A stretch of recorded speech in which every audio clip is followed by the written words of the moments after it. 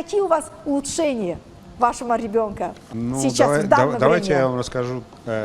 Он сел на двухколесный велосипед и поехал. Просто чуть-чуть поясню, да. Мы купили трехколесный велосипед почти 2 года назад. И 1,5 года мы пытались научить его ездить на трехколесном велосипеде, чтобы ребенок понимал, что нужно держать руль, поворачивать, ногами крутить педали, держать координацию. То есть у него это в голове не связывалось все, да. То есть он не осознавал свое тело полностью. Сейчас, после вот этого 2-месячного курса терапии, да, он сел на двухколесный велосипед, он связал в своей голове координацию движений, что надо держать равновесие, баланс, что надо крутить руль, что надо крутить педали, что надо крутить педали чуть быстрее, чтобы поддерживать скорость и не падать.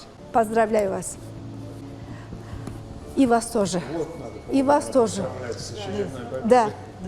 Поблагодарить надо. Sağlam övlada Həqiqətən sahib təşəkkür olan, etmək lazımdır. əlbəttə Doğrudan ki. гениальный человек, госпожа Иосифа. Очень-очень благодарим за ваш труд.